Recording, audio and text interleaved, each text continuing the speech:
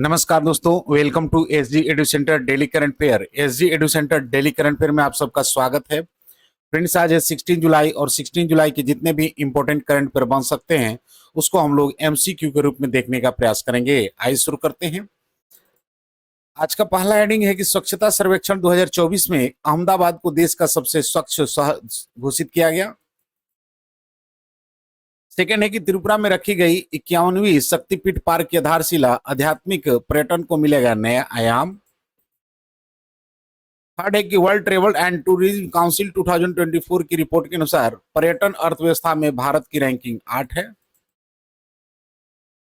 ऊर्जा एवं स्वच्छ वायु अनुसंधान केंद्र की रिपोर्ट, बर्नीहाट बना देश का सबसे प्रदूषित शहर।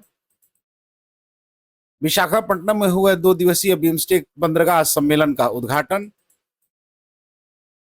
डॉक्टर अभिजीत सेठ बने राष्ट्रीय चिकित्सा आयोग के नए अध्यक्ष।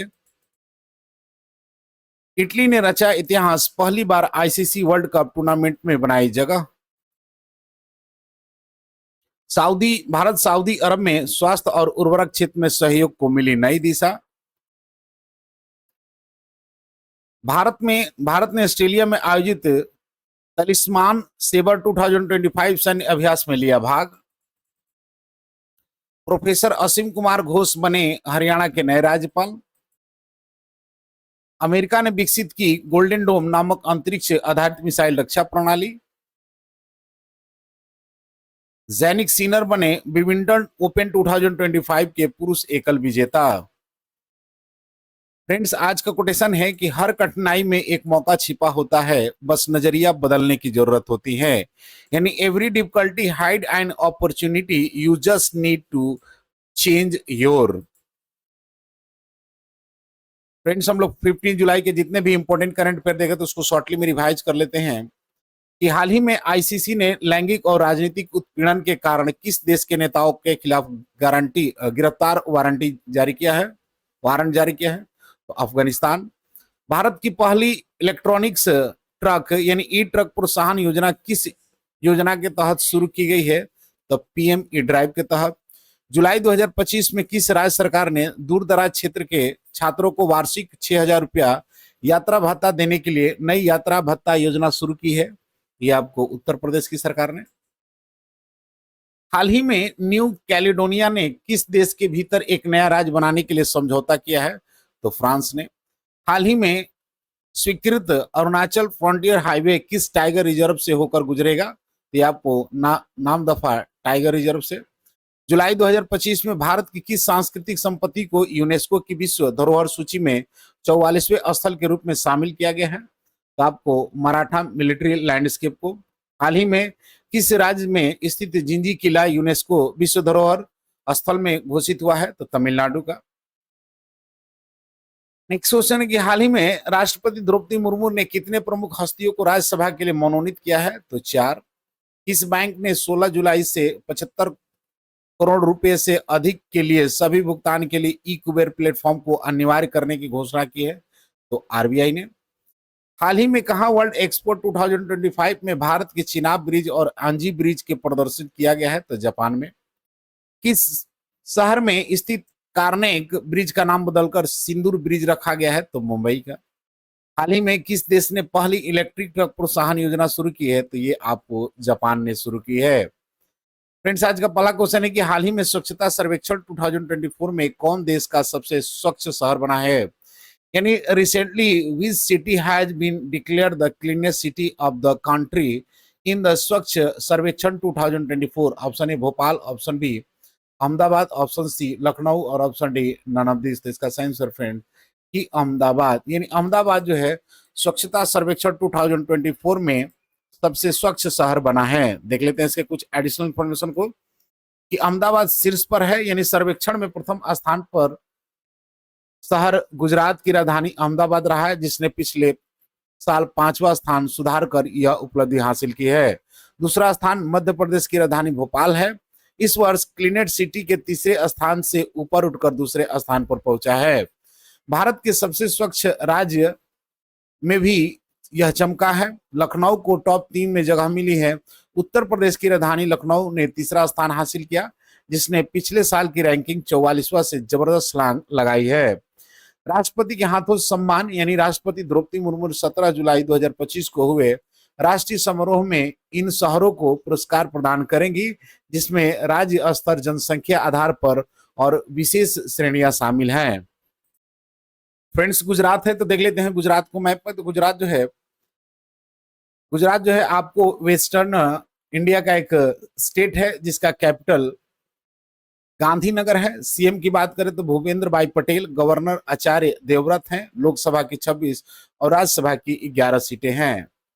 नेक्स्ट क्वेश्चन है कि हाल ही में 91वीं शक्तिपीठ पार्क की आधारशिला कहाँ रखी गई, यानी recently where has the foundation stone of the 51 Shaktipeeth park been laid. Option A Assam, option B Tripura, option C Odisha और ऑप्शन डी वेस्ट बंगाल। तो इसका सही आंसर फ्रेंड्स की त्रिपुरा, यानी त्रिपुरा में 51वीं शक्तिपीठ पार्क की आधारशिला रखी गई है। देख लेते हैं इसके कुछ एडिशनल इंफॉर्मेशन को कि त्रिपुरा के मुख्यमंत्री ने 51वीं शक्तिपीठ की आधारशिला रखी है। मुख्यमंत्री माणिक शाह ने 14 जुलाई 2025 को इस पार्क की आधारशिला रखी। इस परियोजना का लगभग 97.70 करोड़ की लागत से तैयार की जाएगी। 51 शक्तिपीठों की झलक, यानी पार्क में देश भर के 51 शक्तिपीठों की भव्य प्राकृतिक यानी मॉडल और नटराज की विशाल प्रतिमा स्थापित की जाएगी, जिससे भारत की आध्यात्मिक विरासत को दर्शाया जाएगा। पर्यटन मंत्रालय की मदद भी दी गई है, यानी इस परियोजना के लिए केंद्रीय पर्यटन मंत्रालय से वित्तीय सहायता प्राप्त हुई है। यह पार्क लगभग 524 वर्ष पुराने त्रिपुरेश्वरी मंदिर उदयपुर से सिर्फ 4 किलोमीटर की दूरी पर स्थित होगा, जिससे क्षेत्र का धार्मिक और सांस्कृतिक महत्व और बढ़ेगा। यह परियोजना प्रसाद योजना और एशियाई विकास बैंक यानी एडीबी की मदद से त्रिपुरा में पर्यटन को बढ़ावा देने के लगभग 350 करोड़ के बड़े कार्यक्रम का हिस्सा है। नेक्स्ट क्वेश्चन है कि world Travel and Tourism council यानी WTTC 2024 रिपोर्ट के अनुसार पर्यटन अर्थव्यवस्था में भारत की रैंकिंग क्या है, यानी according to the World Travel and Tourism Council WTTC 2024 economics impact trade reports, what is India's rank in the tourism economy. Option A 5th, option B 6th, option C 7th और option D 8th। तो इसका सही answer friends की 8th, यानी WTTC 2024 report के अनुसार पर्यटन अर्थव्यवस्था में भारत की 8वीं रैंकिंग है। देख लेते हैं इसके कुछ एडिशनल इंफॉर्मेशन को कि WTTC 2024 रिपोर्ट में भारत पर्यटन अर्थव्यवस्था में दुनिया में 8वें स्थान पर है। पर्यटन से भारत की जीडीपी में 231.6 अरब डॉलर योगदान रहा है। अमेरिका इस रैंकिंग में पहले स्थान पर, चीन दूसरे और तीसरे स्थान पर जर्मनी है। पिछले साल भारत 10वें स्थान पर था, अब 2 पायदान की बढ़त होकर 8वें स्थान पर पहुंच गया है। WTTC के अनुसार भारत आने वाले दशक में टॉप 4 में भी आ सकता है। नेक्स्ट क्वेश्चन है, सॉरी देख लेते हैं बुझो तो जानो की बात में कि किस पूर्व खिलाड़ी को ऑस्ट्रेलिया के हॉल ऑफ फेम में शामिल किया गया है। तो माइकल क्लार्क को किस देश ने समलैंगिक विवाह को कानूनी मान्यता दिया है। ये आपको थाईलैंड है। थाईलैंड ने कानूनी मान्यता प्राप्त दिया। सेकेंड है कि बोई मेला का आयोजन कहाँ किया गया है। तो बोई मेला का आयोजन जो है आपको हरियाणा में किया गया है, सॉरी कोलकाता में किया गया है। नेक्स्ट क्वेश्चन है कि हाल ही में जारी ऊर्जा एवं स्वच्छ वायु अनुसंधान केंद्र की रिपोर्ट के अनुसार देश का सबसे प्रदूषित शहर कौन बना है, यानी according to the recently release report by the Centre for Research on Energy and Clean Air CREA, which city has become the most polluted city in the country। Option A New Delhi, option B Ghaziabad, option C Byrnihat और option D none of this. तो इसका सही answer friends की बर्नीहाट, यानी बर्नीहाट को ऊर्जा एवं स्वच्छ वायु अनुसंधान केंद्र रिपोर्ट के अनुसार देश का सबसे प्रदूषित शहर घोषित किया गया है। देख लेते हैं इसके कुछ एडिशनल इंफॉर्मेशन को कि बर्नीहाट देश का सबसे प्रदूषित शहर बना है, जहां PM 2.5 है, औसत 133 माइक्रोग्राम पर मीटर क्यूब दर्ज किया गया है। दिल्ली दूसरे स्थान पर रही है, PM 2.5 औसतन आपको 87 माइक्रोग्राम पर मीटर क्यूब है। 293 में से 88% शहरों में प्रदूषण स्तर WHO मानक के ऊपर पाया गया है। रिपोर्ट में प्रदूषण के कई स्रोत बताए गए हैं और व्यापक कार्रवाई की अपील भी की गई है। नेक्स्ट क्वेश्चन है कि हाल ही में दो दिवसीय बिम्स्टेक बंदरगाह सम्मेलन का शुभारंभ कहाँ हुआ है? यानी the recently approved Arunachal, sorry ये गलत है। Option A Visakhapatnam, option B Chennai और ऑप्शन सी कोच्चि और ऑप्शन डी पुडुचेरी। तो इसका सही आंसर फ्रेंड्स की विशाखापट्टनम। यानी विशाखापट्टनम में दो दिवसीय बिम्स्टेक बंदरगाह सम्मेलन का शुभारंभ किया गया है। देख लेते हैं इसके कुछ एडिशनल इंफॉर्मेशन को कि दो दिवसीय बिम्स्टेक बंदरगाह सम्मेलन का उद्घाटन आंध्र प्रदेश के विशाखापट्टनम में 14 जुलाई 2025 को किया गया, जिसका उद्देश्य है कि देश के बीच समुद्री सहयोग और सतत विकास को बढ़ावा देना। ट्रिपल पी निवेश और समुद्री क्षेत्र में कौशल विकास पर चर्चा है। ब्लू इकोनॉमिक व क्रूज पर्यटन को बढ़ावा देने पर फोकस किया जा रहा है। मुंबई के पवई में बिम्स्टेक समुद्री परिवहन केंद्र स्थापित होंगे। देख लेते हैं बुझो तो जानो की बातों में कि किस राज्य सरकार ने सम्मान संजीवनी ऐप को लॉन्च किया है? तो ये आपको हरियाणा सरकार ने लॉन्च किया है। किस देश के राष्ट्रपति ने क्रिप्टो करेंसी कार्यकारी समूह बनाने की मंजूरी दी है?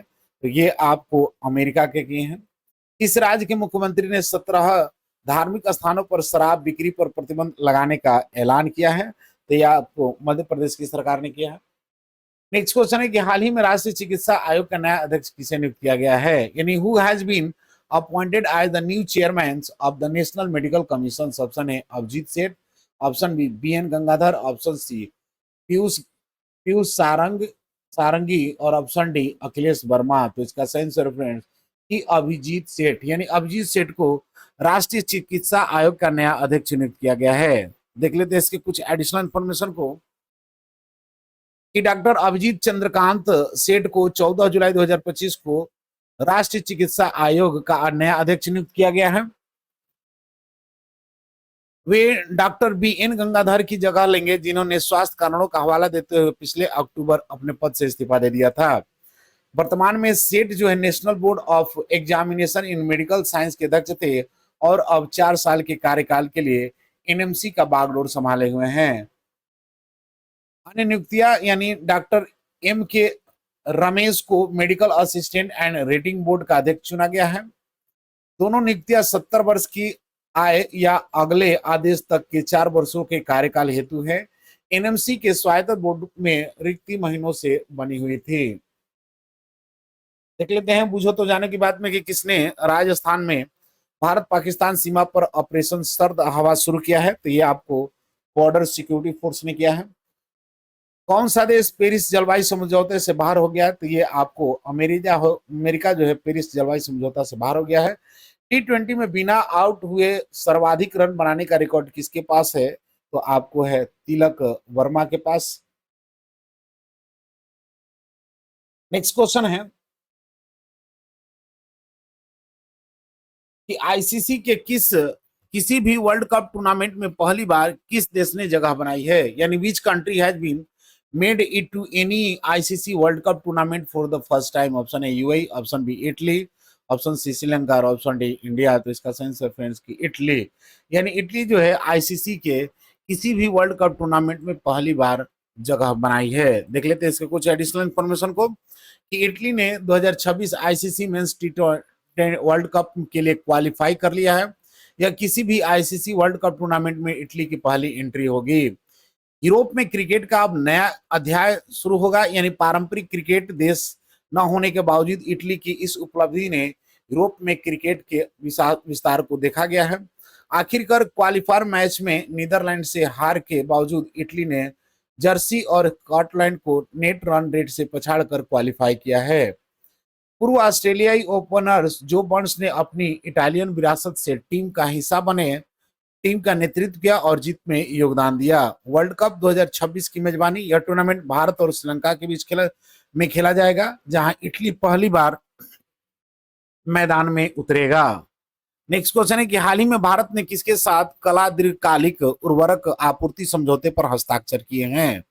यानी recently India signed long term fertilizer supply agreement with which country? Option A Saudi Arabia, option B UAE, option C Egypt और ऑप्शन डी कतर। तो इसका सेंसर फ्रेंड्स कि सऊदी अरबिया। यानी सऊदी अरब के साथ भारत ने स्वास्थ्य कला दीर्घकालिक उर्वरक आपूर्ति समझौते पर हस्ताक्षर किए हैं। देख लेते हैं इसके कुछ एडिशनल इंफॉर्मेशन को कि ये तस्लीम आ गया। नेक्स्ट क्वेश्चन है कि भारत ने हाल ही में भारत ने किस देश में आयोजित सैन्य अभ्यास तस्लीम मनसबर 2025 में भाग लिया है? यानी recently India participate in the military exercise Talisman Sabre 2025 held in which country? Option A France, option B Australia, option C Japan और option D none of this. तो इसका सही आंसर फ्रेंड्स कि ऑस्ट्रेलिया। यानी ऑस्ट्रेलिया ने भारत ने Australia में आयोजित सैन्य अभ्यास तस्लीम सेबर 2025 में भाग लिया है। देख लेते हैं इसके कुछ एडिशनल इंफॉर्मेशन को कि ऑस्ट्रेलिया में इसका आयोजन हो रहा है। सक्रिय सैन्य भागीदारी, संयुक्त संचालन क्षमताओं को बढ़ाना, अमेरिका, जापान, फ्रांस और दक्षिण कोरिया जैसे देश भाग ले रहे हैं। महत्व की बात करें तो हिंद प्रशांत क्षेत्र में सुरक्षा और रक्षा सहयोग को बढ़ावा मिलेगा। फ्रेंड्स ऑस्ट्रेलिया है तो देख लेते हैं ऑस्ट्रेलिया को मैप में। तो ऑस्ट्रेलिया जो है आपको एक कॉन्टिनेंट है जिसका कैपिटल जो है कैनबरा है। प्रेसिडेंट की बात करें तो एंथोनी एल्बनेज है। करेंसी ऑस्ट्रेलियन डॉलर्स है। देख लेते हैं पूछो तो जानो की बात में कि किस राज्य ने अपना 55वां स्थापना दिवस मनाया है? तो ये आपको हिमाचल प्रदेश ने मनाया है। हाल ही में जारी नीति आयोग के प्रथम वित्तीय स्वास्थ्य सूचकांक 2025 में कौन शीर्ष पर रहा? तो ये आपको उड़ीसा जो है शीर्ष पर रहा। अंतर्राष्ट्रीय पश्मीना महोत्सव कहाँ आयोजित किया गया? तो ये आपको नेपाल में आयोजित किया गया।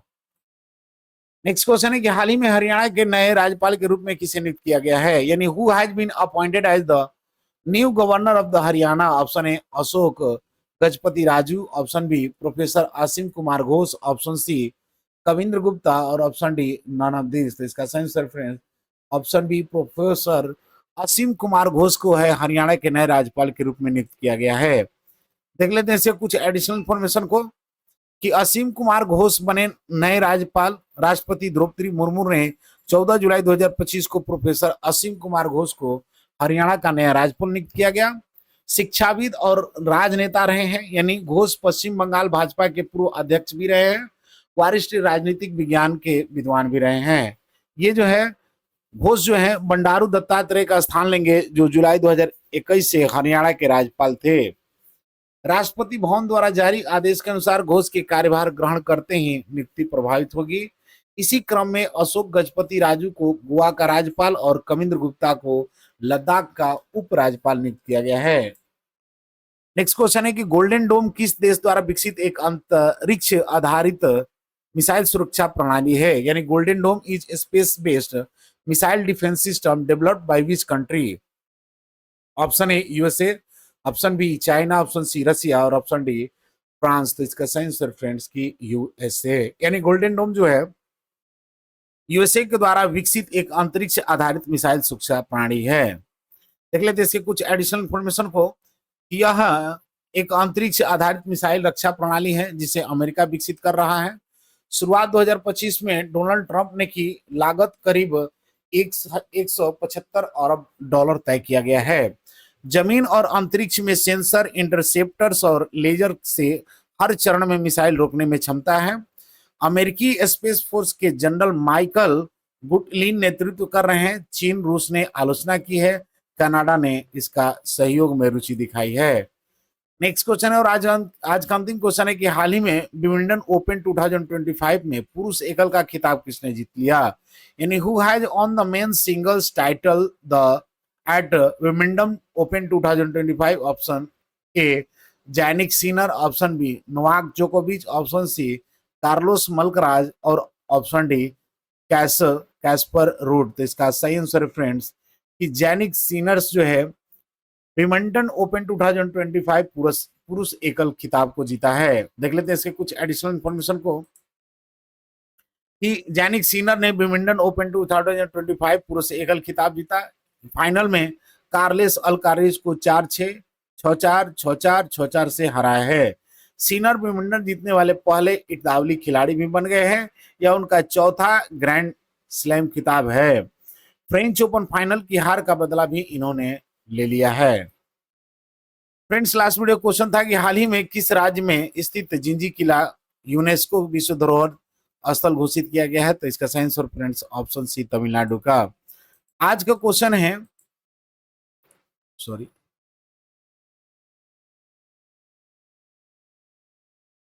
फ्रेंड्स रहने देते हैं यहीं तक, मिलते हैं अगले वीडियो में, तब तक के लिए जय हिंद।